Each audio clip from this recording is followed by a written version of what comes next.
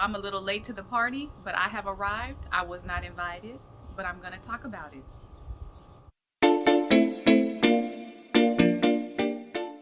Welcome to my channel. This is Joy from Sound Mind. If you are new here, welcome. If you are not new, then you probably know I have another channel. She speaks to all things Liberian, and even if you're not from Liberia, if you want to know how people live in other countries, I will put the link in the description box.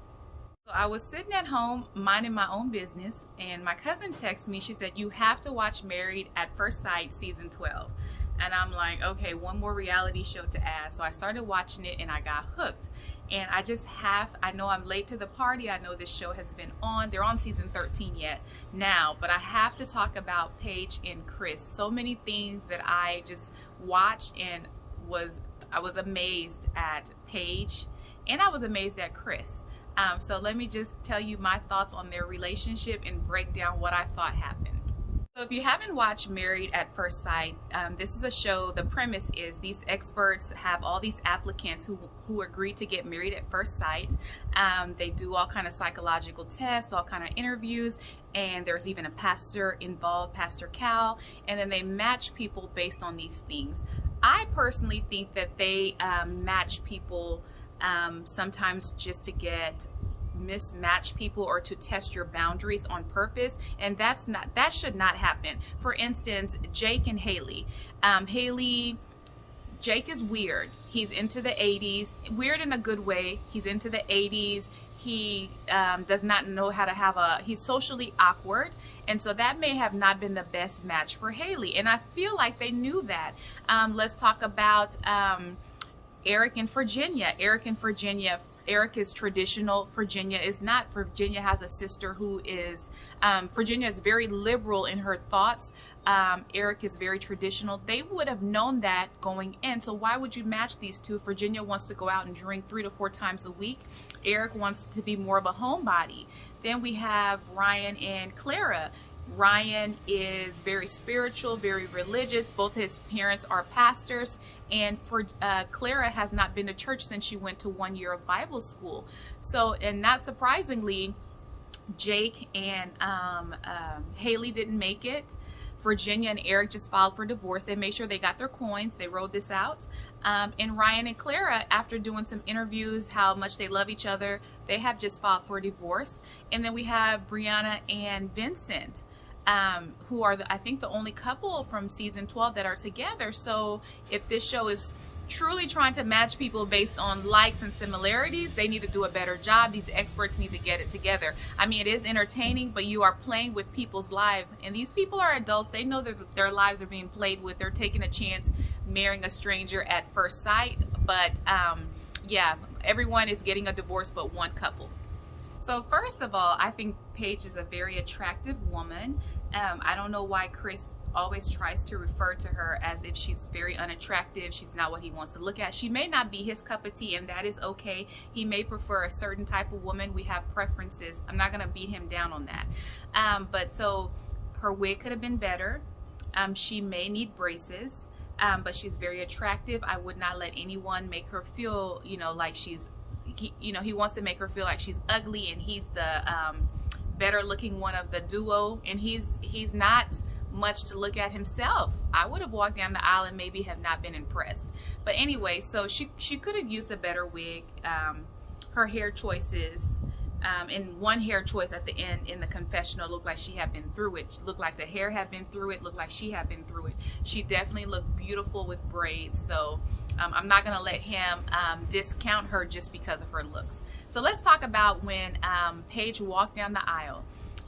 That man was visibly like,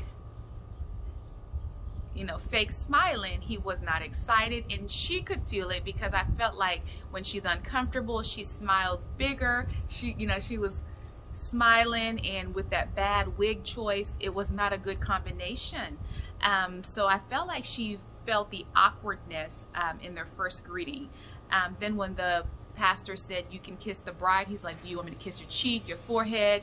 What do you want me to do?" And I'm filming outside, so you're going to hear a lot of construction or mowing the lawns or things like that. He did not want to kiss her, and she's like, "You can kiss me on the lips," and he was hesitant. So I think that she could feel it, because I could feel it. He actually cussed when he saw her. He was like, oh, when he saw her for the first time. So then we fast forward to him meeting her. First of all, let's talk about his daddy and his hips. The only thing daddy could talk about was she's fine, which is kind of creepy within itself. You know, that's all the dad can focus on. Like he was embarrassing the mother, Chris's mother. So now we have Chris talking to Paige's friends, and Paige is a very accomplished woman, and that's what he said he wanted. But he should have been more specific. He should have said that I do want an accomplished woman, but I'm also a very vain person and I'm into looks. I want her to be, even though I'm a 5 out of 10, I would want her to be a 10 out of 10, although I'm a 5. He should have said that. So anyway, so Paige has this one friend who's just dropping gems. I mean, she's kind of quizzing him, seeing where his head is at. And she says, you know, Paige is a trophy wife. He looks dead in her Paige's friend's face and says, nah, she's not, I don't think she's a trophy wife. I would have told my girl right then, get out of here. Get out of this. You do not, this man does not see you as a trophy wife. A trophy wife is someone you can put on your arm and be proud of and know that everyone is looking like, wow, look what he got. He flat out told your friend that you are not a trophy wife. I can't imagine how Paige feels watching these episodes. I can't imagine. So at the, you know, after the wedding night, they wake up in the morning. At this point, we don't know that they've been intimate. They wake up and he goes to get breakfast and he doesn't come back. When he finally comes back, he comes back with no breakfast, so Paige is hungry. And on top of Paige being hungry, he tells her that he is not attracted to her. So I'm hungry, and then you're not attracted to me. Paige reveals to us that they had sex twice. She has a sit down with his parents. She reveals to his parents, you know, that he told her that, you know, he's not attracted to her. And his parents were like, oh, I don't know why he would do that. Paige said we were intimate, and I don't know why. Paige said, I don't know why he would be intimate with me if he wasn't attracted to me. His mom was like, maybe he was confused. She said, well, it happened twice. And they didn't have nothing to say. And the dad goes to the confessional and says, well, I'm glad I raised a stand-up guy, that he was able to be honest with her. No, the honest thing to do would to be not to have been intimate with her if you knew you weren't attracted to her. I also have to get Paige together too. She knew, and she could feel that this man, she knew there was a disconnect because she has said it several times. She knew that this man was not attracted to her. She could feel the disconnect. Why would you give your body to that person and give it willingly twice or 3 times or thrice? Why? She had a choice. So we blame Chris, like, why did you sleep with her if you weren't attracted to her? But we also need to blame Paige. So now we go to the honeymoon. Paige can't get a break. We go to the honeymoon and the producers are telling him, you know, you have to tell her, you have to tell her. He takes Paige in the bathroom like it's a secret mission, turns on the shower and tells Paige that his ex-girlfriend is pregnant. So his ex-girlfriend is 6 weeks pregnant.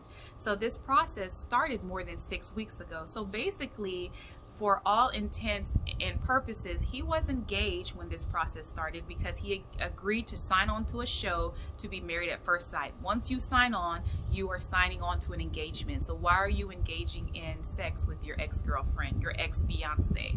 So there's no character, no character, no sense of integrity there. Once you sign up for this show, you're hoping to be matched, you're hoping to be married, but you have sex with your ex-girlfriend. So he tells her. And so then we have Virginia, Eric, and Clara just probing him, which I felt like they probed him too much, inappropriately. It's not their business. But there was one scene where they were going up to Paige and asking Paige, are you okay? And he said, don't talk to her. And Paige just sat there. It almost seemed like an abusive relationship already. Well, it was emotionally abusive relationship already. Why can't they talk to her to ask her if she's okay? And Paige just sat there. It reminds me of those relationships where the woman is afraid to speak up because she knows that when she goes home, it's going to make things 10 times worse. Like, you just met this man. We're going to talk about the role that God played into this. I feel like Paige is a good girl. She's a good Christian, but I think that she used God as a crutch in order to force this relationship to work. It's whatever God says. If he wants to talk to me, it's whatever the Lord says to me that day. I want to make this work because I think this is the man for me and this is ordained. So I feel like she used this as a crutch. God as a crutch in order to make it work. It's some of that magical thinking. Well, God, it's God's will. If it wasn't God's will, it wouldn't be working. You're torturing yourself by using religion and using God. So I didn't agree with that. Okay, and then he tells tall tales. He said that Mercedes was in, so you get a woman pregnant, you bring her to meet Paige. There was no reason for you to bring her to meet Paige. You brought that woman to meet Paige so you can show Paige the type of woman you're attracted to throw it in her face like, this is what I like. That's what you did. And then Paige, with her old smart self, said, you guys look nice, when she saw Mercedes and Chris. So that's the only reason. There's no reason for her at this point to meet Paige. Talk about his inconsistencies. There will be days where he tells Paige he wants to work on the marriage. Then there will be bombshells where he'll tell Paige, I think I'm still in love with her and I don't want another man to raise my child. Yeah, this is not going to work. Then they hug, then he'll whisper, I'm afraid of falling in love with you. He would tell her this, but then when she backed off, then he would do something else to draw her in. Why would Paige put up with that? What is the benefit of being with a double-minded man? Then he's a man that cannot be corrected. You saw when the pastor sat down to talk to him, instead of listening, once it's not something he wants to hear, he gets on his phone. He's like, I'm done with this conversation. The pastor went to meet with Paige, his pastor that he had known for years. He said he's never talking to him again. This man cannot be corrected. He cannot be corrected. Let's talk about the things, the bombshells that he will just drop. They're sitting down. He tells Paige that he bought Mercedes, did I already talk about that? He bought Mercedes a car because she was in a bad wreck and she couldn't drive, but he bought her a Mercedes. I feel like this is something that him and Mercedes talked about a while ago, a Mercedes for Mercedes, like it was something cute. And he did that to just jab, to hurt Paige. He did that. Let me pull my bra up. He did that to hurt her even more. And I don't know why she would be sitting there putting up with that. So I said all that to say, do not be a Paige. Do not be a pick-me. You do the picking. You find out what is acceptable for you.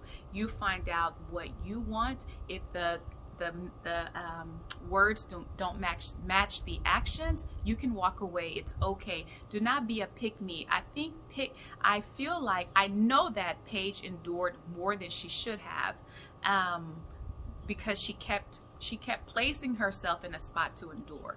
So that is all I have to say. This show is good. I'm still watching it. I think I'm on episode 12 or 13, season 12. So I'm still watching it. I haven't even gotten to the reunion. Hopefully she tells him off and where to jump off that bridge. But I will be back if that's interesting enough just to talk about it. I know this is an old show. So anyway, this is Joy from Sound Mind, and I will see you later.